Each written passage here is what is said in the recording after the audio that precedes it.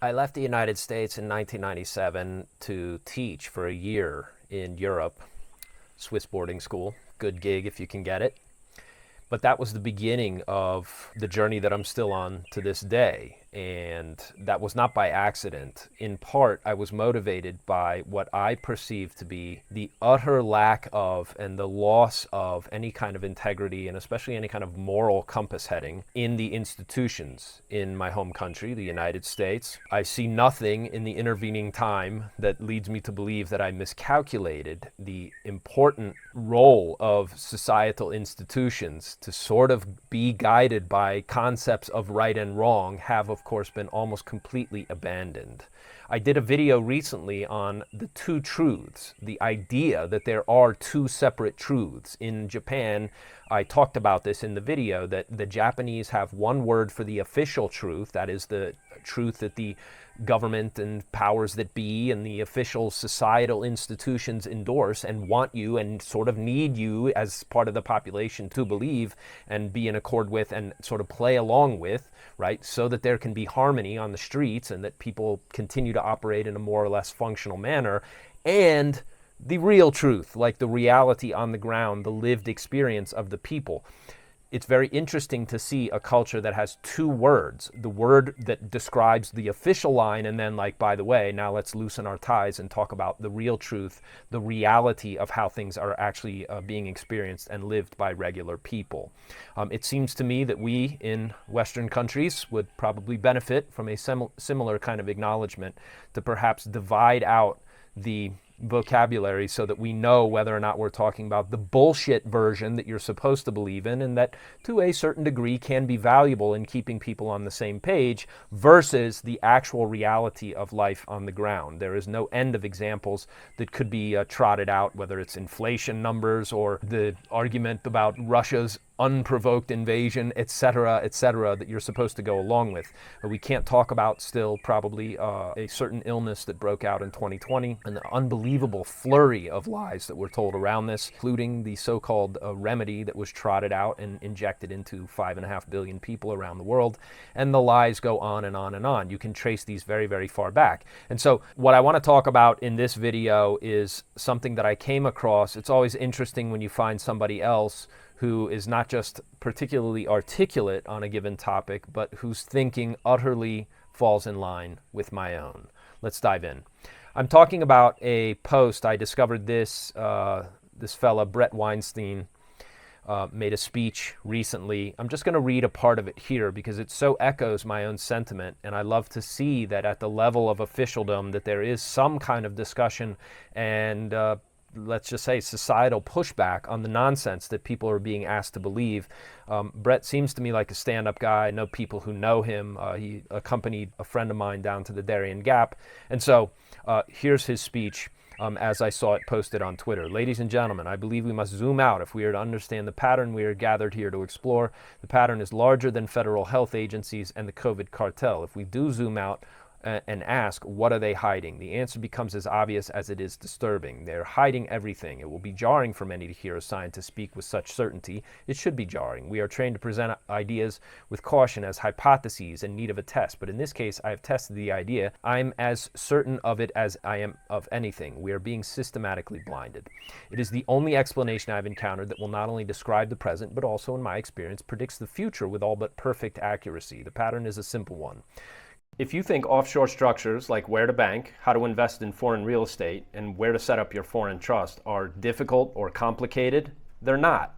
That's not the hard part of creating an international lifestyle. The hardest part is the decision to go. That's why I wrote Secrets of the Expat Adventure, to share with you a deeply personal view of what happens when you decide to cast off the chains of a normal life full of predictable outcomes. I don't want to spoil the ending for you, but you quickly discover yourself living your best life, the life you were meant to live, instead of the one you're stuck with. Across 156 pages, I'll share the incredible adventure I've enjoyed because of my decision to leave my old life behind and create an international lifestyle. I lay out for you the consequences of remaining in a life or location where everything is familiar, contrasting that with the almost magical growth and gain that is possible once you decide to take the path of adventure. There's something deeply mysterious about choosing an adventurous life. Once you commit, Helpers appear, and events seem to unfold in an almost magically choreographed manner. You find yourself learning, living, and loving your life in a way that you thought you'd lost forever. There is no financial gain that compares with the recovery of the best parts of yourself. Fortunately, the decision to internationalize is also a great way to get wealthy. I give you real examples of how much easier it was for me to find and profit from the real estate and other investment opportunities I came across simply by choosing to play on the very uneven playing field of developing markets. If you're worried about what's happening in your home country and you're on the fence about whether or not you should create your own plan B, Secrets of the Expat Adventure will give you clarity and inspiration to choose your own path of freedom and adventure. I promise you'll never look at your life the same way again once you discover what an international lifestyle can do for you, your family, and your wealth. To get your copy, click the link below this video. I attribute my own ability to see this pattern and recognize it, and it is strange to me because it seems impossible that anybody alive today with 3 working brain cells cannot see the pattern that has occurred in my lifetime, like if you're roughly my age, right? But even if you go back before I was born, right? Obviously JFK was not shot from behind. Robert McNamara, although it was not front page news, admitted before he died that the Gulf of Tonkin incident was completely made up to get the U.S. to go to war with Vietnam. Remember, 3 to 4 million Vietnamese died in that terrible decade-long conflict. These are not minor consequences, right? The USS Liberty was not accidentally attacked by Israel. It was deliberately attacked. It managed to stay afloat, but had it been sunk, the whole idea would be to drag the US into the war against Egypt at the time. We can go on, right? Richard Nixon did not close the gold window and cut off the dollar's convertibility into gold because of evil speculators. He cut it off because the US was spending money that they couldn't afford to spend, and they created a free floating currency that allowed any amount of debt to be piled onto the backs of the American taxpayers. And on and on and on. No plane hit the Pentagon. World Trade Center 7 didn't fall down because of an office fire, right? COVID came from a laboratory, right? The whole Russia hoax that's now being unraveled, and over and over and over again. That's called a pattern. It is a fact that left-handed people are controlled by the right hemisphere, right? That they are right hemispheric dominant. It is also a fact that the right hemisphere is the hemisphere that recognizes it is the pattern recognition portion of the human cognitive machine.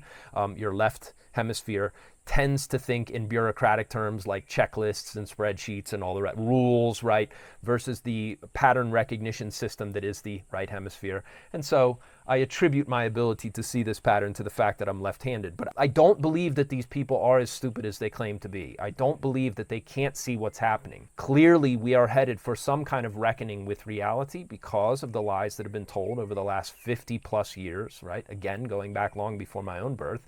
And so this recognition in public discourse that, hey, by the way, there seems to be a pattern of deception going on, is, I think, a valid and valuable thing to acknowledge. You can see it clearly and test it for yourself. Every single institution dedicated to public truth-seeking is under simultaneous attack. I'm here at my property in Central America on Lake Atitlan. I first landed here in 1999.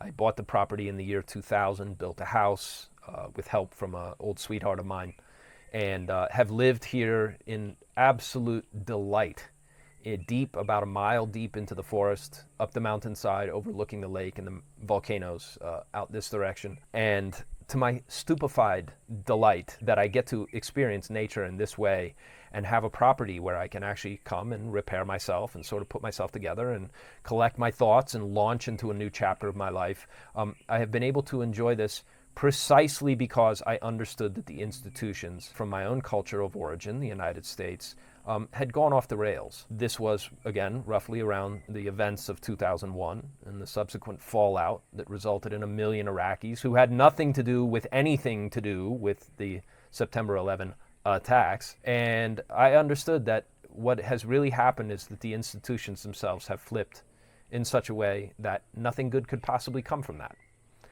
It's one thing if, like, you have rapists and thieves running around on your street, but that's a minority of people in any society. What is truly dangerous is when the criminal element takes over the apparatus of the state, because the state is the entity in society that claims, by their own power, to hold a legal monopoly on force. This is why you want as few of these psychopaths running around as possible. the growth of the U.S. government, which is now well over 50% of all societal interactions. I mean, they've imposed themselves into all manners of business and commerce. There is no free market anywhere, really, that you can find anymore. The coercive, threatening apparatus of the state, and of course, the deceptive apparatus of force and fraud. Government is force and fraud. And the fraud part is, of course, the Federal Reserve and the printing of money and the creation of currency units out of thin air. You and I have to go work for that. These clowns get to create trillions of currency units and use them however they see fit by clicking a few keys on a computer. If you're worried about the financial and monetary systems, geopolitical tensions, central bank triggering runaway inflation, and what all the above will do to your wealth, well, you should be. The question isn't whether or not you should own gold. The real question is, do you have enough? It doesn't really matter what happens with Bitcoin, interest rates, spiraling debt costs, or any other variable in our increasingly chaotic world. Why? Because the solution to all those risks is the same, and because central banks from Beijing to Moscow, Singapore to Switzerland, are all telling you what their answer will be when the wheels come off. It's gold, dummy. That's why I use the all-in-one dealer and vaulting service SWP Cayman. Why? Because you can buy and sell right from your online dashboard, and SWP protects you from any risk of government confiscation or capital controls. They offer vaulting services in Grand Cayman and half a dozen other jurisdictions all around the world. It's convenient, it's fast, and it lets you move a big chunk of your legacy wealth outside the financial system quickly, while still allowing you to sell and move funds anywhere in the world when the time comes. To get set up with an account at SWP, go to swpcayman.com/ChristianNix. That's www.swpcayman.com/Christian-NIX. Force and fraud. I understood that this was coming. I saw it in the institutions, and my goal was to get out. But what Brett Weinstein is highlighting is, I think, the deeper psychological component, which is, it's like things that cannot be true will eventually be revealed to be false. We're living at a time where so many things have been foisted upon the public as being true that it's made people a little bit insane. Going back to the institutions, they are all in a state of collapse. Every body of experts fails utterly. Individual experts who resist, or worse, in an attempt to return their institutions to sanity, find themselves coerced into submission. If they won't buckle, they are marginalized or forced out. Those outside of the institutions who either seek truth alone or who build new institutions with a truth-seeking mission face merciless attacks on both their integrity and expertise, often by the very institutions whose mission they refuse to abandon. There's a saying in military circles: once is a mistake, twice is a coincidence, 3 times is enemy action. I have no doubt that given an hour, the people on this panel could point to 100 examples of the pattern I have just described, while finding even a handful of exceptions would pose a significant challenge. We are left in a fool's paradise. Our research universities spend huge sums of public money to reach preordained conclusions. Professors' lessons that are only consistent with wisdom students have picked up on TikTok, even when those lessons contradict the foundational principles of their disciplines.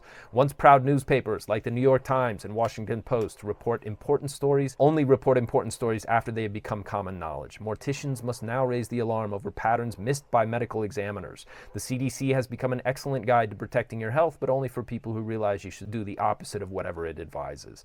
The courts, the last holdout in this ongoing inversion of reality, are now regularly used as a coercive weapon of elites against those who threaten them. We have literally witnessed the Department of Homeland Security attempt to set up a truth ministry and declare accurate critique of government as a kind of terrorism. To my fellow patriots in the West, this pattern is unmistakable. I cannot tell you with any certainty who they are or what they hope to accomplish, but I can tell you that we're being systematically denied the very tools of enlightenment and the rights guaranteed in our Constitution. We, those who remain dedicated to the values of the West, must fight this battle courageously, and we must win, for if we do not stem the tide, the results will be a dark age that differs from prior dark ages only in the power and sophistication of the coercive instruments wielded by those who will rule us. Well, I can't agree more. Every major institution in society in the West right now is in free fall, and this free fall could stop. It's like the good news is, right, all you have to do to arrest the problems that are can be found in the institutions is to actually acknowledge reality. is to actually tell the truth, is to actually be honest, whether that's, about the results of the actions of the people blowing up and murdering the population of Gaza, or whether it's my branch, my field of expertise for almost 18, 19, 20 years, depending on when I say I started and when I actually left, was medicine. Is medicine. I understood at the outset of my medical career. I had a mentor here on Lake Atitlan who just passed away this year at age 82, fine fellow that he was, he will be missed, who taught me important principles of ancient medicine. He taught me more than medicine. He actually taught me how to operate as a healer. And so I had just a marvelous education, the kind of thing that you just don't get anymore certainly not in organized and institutionalized medicine. And yet I ended up teaching at places like Cleveland Clinic because what I learned was so valuable about how people heal and how the body itself can heal. And so they could not deny the value of what I had, so they let me in so they could see what they could get, and I did my best to try to make a big change in the medical system, and in the end failed, but only failed because ultimately the people who run the medical system are dishonest, and they don't want any kind of change to come, right? Nobody running the medical system wants any kind of change to come, but the deeper understanding that I had about medicine, I understood from the beginning. In other words, I entered medicine understanding the thing. I didn't gain any deeper understanding of it by the time I left 2 decades later. It was that I had far more examples to illustrate the principle. And that principle was that obviously medical research is backward looking. This is variously known as the black swan problem. I'm highlighting for you here one of the problems of institutions. Medical research is based on, right, what we know about medicine and health and healing to be true is based on backward looking research. All research is backward looking. You did an experiment and you collected data on various patients and how they responded to a pill or a treatment or how this disease progressed, right? Whatever it was that the study was trying to discover. And then you collate and collect all that data and you try to interpret what that data actually says about reality. All data is backward looking. This is variously understood to be, and Nassim Taleb made this famous in certain circles, talking about the black swan problem and the expert problem that we now have in our institution. You can see it in the newspapers. You can see it in the publications, like Weinstein mentioned the Washington Post and the New York Times. These people are facing backward, trying to relive a sort of cultural cliche about how great we are and we're the good guys and all the rest. The medical system is backward looking. The medical system cannot turn and look forward at anything that it doesn't know. It only acknowledges what it has already proven in the past. And what it has proven in the past is not necessarily what it thinks it has proven, right? The truths that come out of research and data are truths that help prop up the political positioning of people inside organizations like the American Medical Association, right? One of the most powerful lobbies on the planet. And so backward-looking medical data will always result in a rejection of anything new. In my case, the new thing I was bringing was, by the way, your body knows how to heal on its own. What a fucking idea, right? What a revolutionary concept. The best thing you have going for yourself, especially in chronic conditions, is your body's self-healing system. Wouldn't it be wonderful if there was a medical approach that actually helped your body heal on its own? Turns out there is. It comes from ancient medicine. I brought this into the hallowed halls of mainstream medicine in North America and was roundly shouted down, but had a wonderful adventure and a very worthwhile pursuit, though I was tilting at windmills the entire time.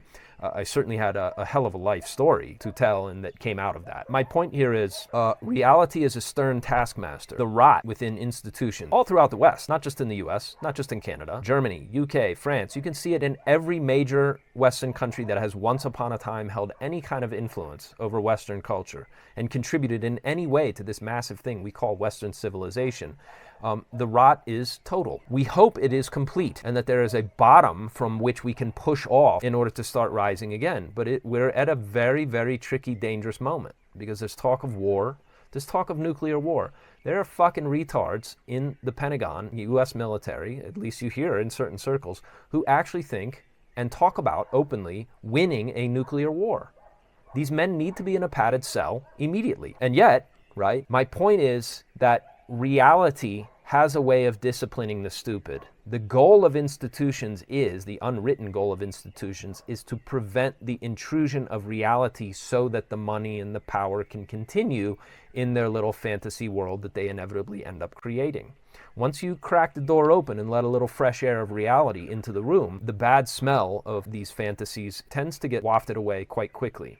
And we all hope that that's exactly what's coming. But I wouldn't hold my breath for it. And so that's why I've gone to such lengths to internationalize my life and to help other people have the same kind of, not just diversification, not just freedom insurance, not just the peace of mind and enjoyment that comes from having a global kind of lifestyle that lets you live in different cultures and pick up and go and come and go and visit different areas of the world with real knowledge and insight, and the wealth and the kind of just the satisfaction and power that arises from structuring your life this way, but also that you get to live your best life by removing yourself from the harmful effects of institutions that have completely gone off the rails. And so I've put together several different resources for you. You can get a copy of my Bulletproof Plan B. This is what a competent Plan B would include. It doesn't matter how you're going to put it together. It's going to have to include certain things that cover your physical safety and your financial safety and security. If you understand these 4 pillars that I cover in the Bulletproof Plan B, you'll be very far down the line in creating your own Plan B. You'll be much better equipped to structure your own international lifestyle and to protect your wealth and have options that allow you to protect your loved ones should the worst come to pass and you have to flee your home country. And then, if you would like my help personally, you can set up a free 15-minute, no obligation phone call. This is where I talk to you about any of the things that are of concern to you in structuring your own deal. And if you would like to go further and take another step, I've teamed up with a really excellent legal firm on the West Coast in the U.S. that will handle your questions and can do anything. They can structure stuff for, if you have a 10 or 11 figure net worth, these people can handle it. They know this game. They're on top of the laws, which are constantly changing from country to country. And they know how to structure so that your wealth can grow tax deferred. When your wealth grows tax deferred, your international structuring, your offshore structuring pays for itself very quickly. And so you may not think that you have enough money to be concerned about this, but once your wealth is compounding at a much higher rate, tax deferred outside the tax system of your home country, which is completely legal, in spite of the propaganda to the contrary and people's misconceptions, everything we offer and do is, of course, completely above the board. And if you set yourself up this way, you find that your net worth and your total financial security grows at a much faster clip, which is good news for anybody. And so, with all of that said, I also just came out with my latest book. It's called Secrets of the Expat Adventure, where I talk about my own journey and what led me to create this lifestyle and set myself up this way. You can get a copy of that by clicking the link in the description below this video as well. And that's what I want to share with you. There's a reckoning coming. The truth about a lot of the things that the public has been told to believe is, of course, eventually going to come out. Whether it's about Epstein pedophilia ring or the assassination of a president in the 1960s or the attacks, so-called, on September 11, 2001, eventually the truth comes out because the truth is very, very resilient. The truth is very sturdy. And not just that, as Weinstein also articulated, I think quite well, people need the truth because without it they lose heart, but also people go insane. And if the institutions are not amenable to or refuse to acknowledge the truth, well then those institutions will themselves be, because they are part of the problem, they will themselves be dismantled and removed. We are witnessing a changing of the guard. Nobody knows how it's going to go. Nobody knows how bitter the fight is going to be, but there is evidence that things are going to change for the better, and we hope that it will remain peaceful. But if it doesn't, you're going to need a plan B. That's why I'm here. That's why I created this channel. If you'd like to talk to me, please get in touch. Thanks very much. That's enough out of me. And remember, the best way to avoid the coming chaos is get out of town. I'll talk to you again in another video. Thanks for watching, and please send this information to somebody if you think it might help them.